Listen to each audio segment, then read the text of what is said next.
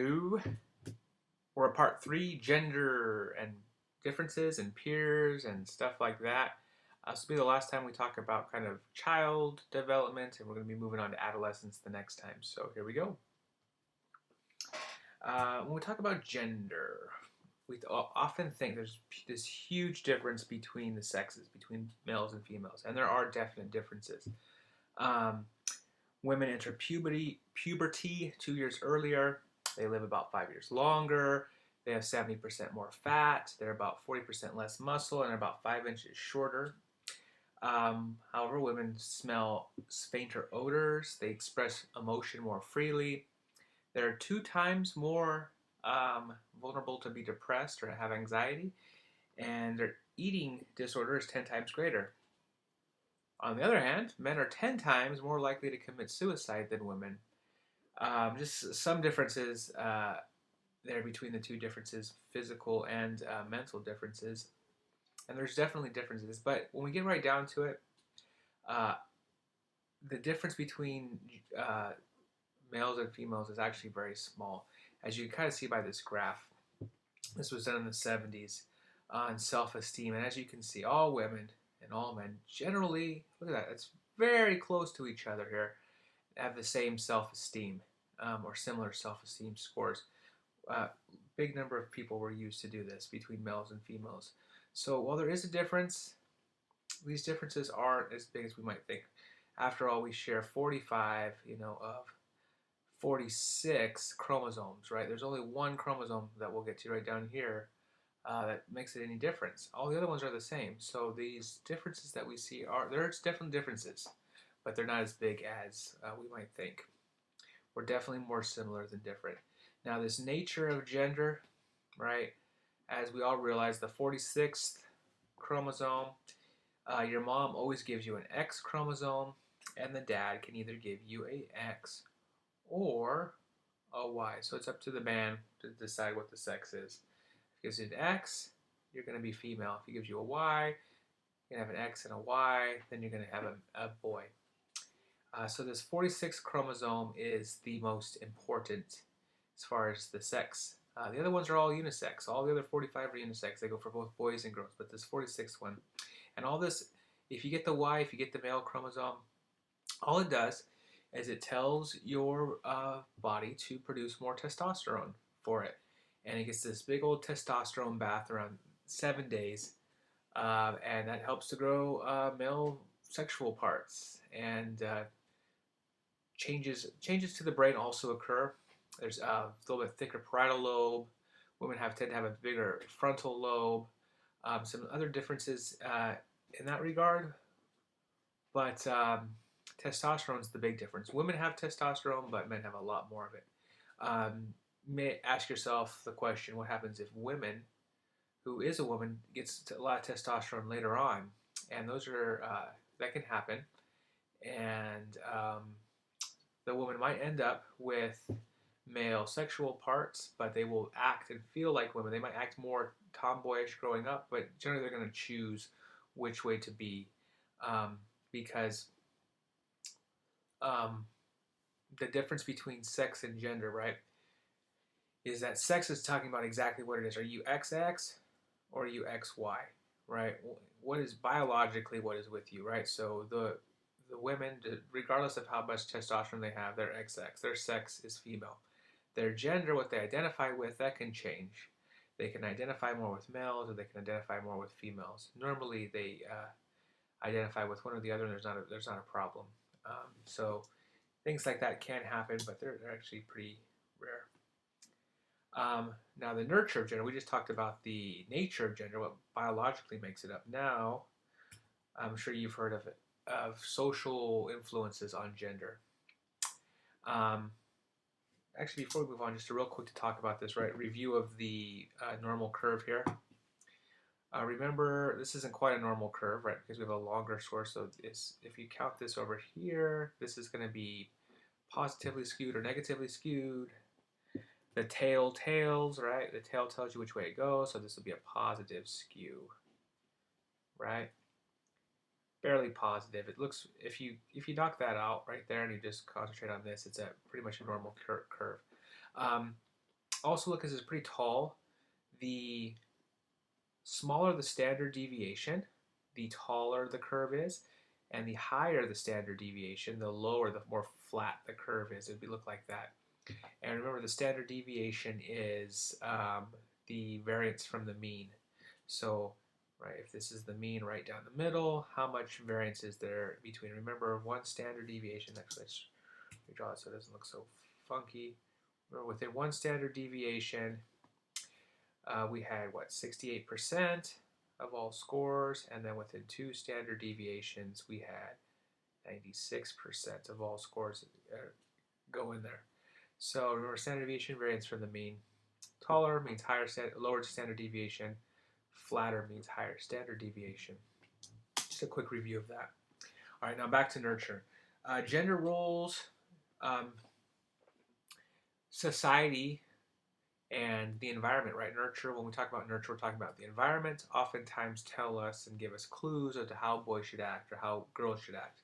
Right? This changes from society to society, from culture to culture. There's cultures where the men and women share a lot of the same types of work, and in that type, you see gender roles are a little bit different, and you see differences than you might see in a Western society like the United States. But a gender role is a general role that particular gender is most identified with. Your gender identity is what role you see yourself. So, for instance, and gender identity and gender typing are very similar. Typing means you kind of type yourself into that role. You kind of try to fit yourself into that role. Gender identity is kind of what you see that role is, or what you see your role in there. So, women take care of the kids, stay at home if that's what they choose to do, whereas a man is supposed to work and feed his family. If that was the gender identity that you have for yourself or for your family, that would be how you see it. These have kind of changed, right? This gender identity, right? More traditional in the 50s, 60s, 70s, right? Where, um, 90% of women were stay-at-home moms, and today we see a much higher number of women in the workforce, right? These gender identities have changed, as you can kind of see on this graph, right? 1976, the number of female PhD recipients in psychology was, less than 33%. Today, look, they make the majority of it. 70% almost are women, right? So 2/3, they went from 1/3 to 2/3 in the past 25 years. Female law school graduates has also gone up from less than 30% in 1976 to almost 50%. And then female medical school graduates has also gone up from less than 20% in 1976 to now about 50%. So, look right here, these two big things, right? These are very highly valued professions in society, medical school and law school, and they're both just about even, 50% male, 50% female. If we went back to like the 50s, it was 1950 over here, these numbers would be much lower, right? They'd actually kind of go way down here. I don't know if this quite this low, but they'd go way down. In the cultural revolution of the 60s and the 70s, we see these things jump way up for women. And then we talk about this thing called social learning theory. We see this again in the social psychology unit. Albert Bandura kind of promoted this idea. And social learning theory basically means we learn from seeing and watching those around us. And we learn how to act, how we should act, what we should do, what we should do from observing those around us. So we learn through our social interactions. Just kind of an interesting fact about this gender identity, right? The world has changed a lot just in the last 100 years. In 1900, right, there was only one country in the world that allowed women to vote. Only one country, and that was New Zealand. And then today, the vast majority of countries that are democratic allow women to vote. Actually, I think any democratic country would allow women to vote. The ones that don't, probably we wouldn't classify it quite as democratic. And then finally, last thing we're going to talk about here with childhood is experience and brain development. One of the things that we learned, they did this study in the 70s again. With these rats, they isolated some rats, and they kind of just kept them all by themselves, and then they put others, they gave them kind of a cool, with other mice in there or rats in there, ladders to climb, mental stimulation things to do. Well, when you looked at the neural um, brain cells, the impoverished rats, the rats who didn't receive much action, mental stimulation, like they're pretty cruddy. And the ones who did were very well. And remember we talked about in this critical period, in the last screencast, as you're growing, if you don't have this opportunity and grow these cells and make it turn into this, you're going to get bypassed. Your brain cells kind of go, oh, well, you didn't need me, so they just kind of say, okay, and they die off, and they aren't used. And so it's very important at young ages to provide this stimulation so that these brain cells can grow. If you don't, there's not a lot that you can do afterwards. You can make up some difference, but it's not going to be nearly as easily. So that's a huge thing that you could do for a child to stimulate growth.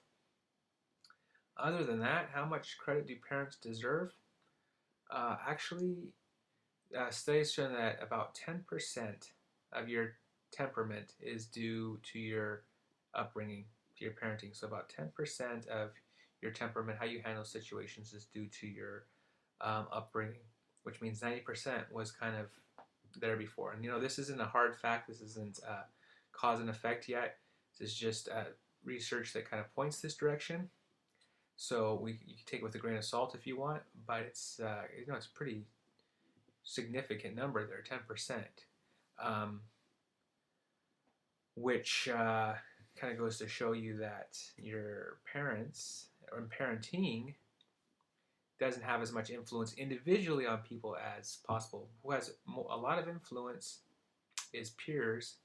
Um, Kids are much more likely to do things that their peers are doing. For instance, if parents smoke, there's not much more incidence of kids smoking. However, if their friends smoke, kids are going to smoke.